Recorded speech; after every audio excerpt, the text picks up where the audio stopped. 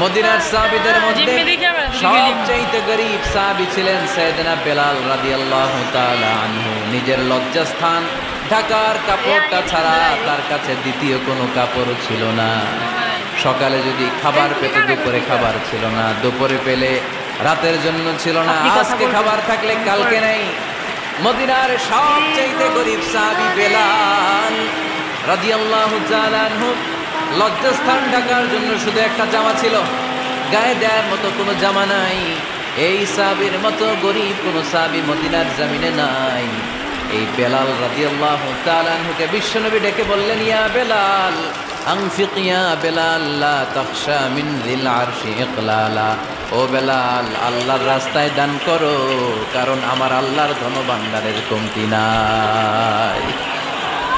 সাইয়েদনা বেলাল রাদিয়াল্লাহু তাআলা আনহু সবচেয়ে গরীব। শুনতেছেন, বুঝতেছেন? সবচেয়ে গরীব। ডাউন পার্টটা ঢাকার মতো একটা গার্মেন্ট ছিল, একটা কাপড়, এটা পেঁচায় আসতো, নামাজ পড়তো।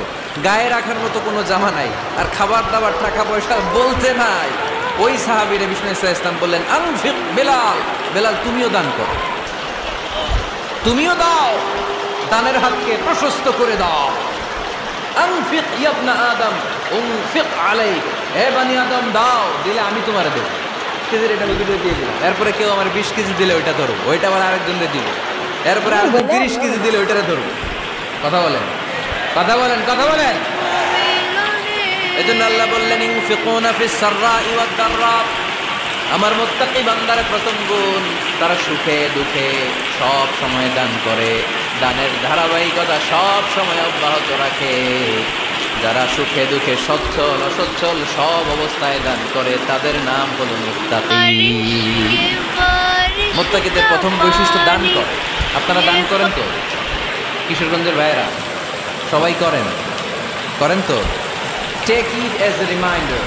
আজকের এই আলোচনাটা একটা রিমাইন্ডার হিসেবে নেন, যাদের দান করতে একটু সমস্যা, মনে থাকে না, অলসতা বা একটু কিপটামির মনোভাব আছে, এই কিপটামি কৃপণতা ভুলে যান। দেন, দেন না একটু, আপনারা দিবে কে? বিশ্বাস হয়? দিলে বাড়ে, দিলে না দিলে কমে, কারণ আপনি দিলে আপনারা দিবে কে?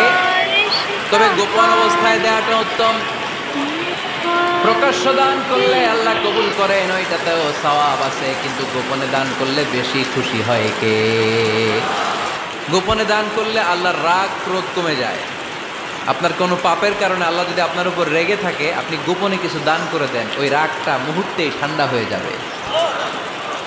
7 শ্রেণীর ব্যক্তিকে আল্লাহ তাআলা আরশের নিচে ছায়া দিবে কিয়ামতের দিন, যেদিন আকাশের সূর্যটা মাথার কাছে চলে আসবে, জমিনটা তামার জমিন হয়ে যাবে, তৃষ্ণায় মানুষের জিহ্বা বের হয়ে কুকুরের মতো নাভির সামনে ঝুলতে থাকবে।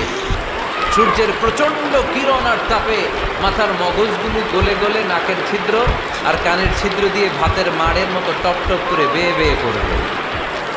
আল্লাহর আরশের ছায়া ছাড়া সেদিন আর কোনো ছায়া থাকবে না। বিষ্ণু বললেন, 7 শ্রেণীর ব্যক্তিকে আল্লাহ তাআলা সেদিন আরশের নিচে ছায়া দিবে।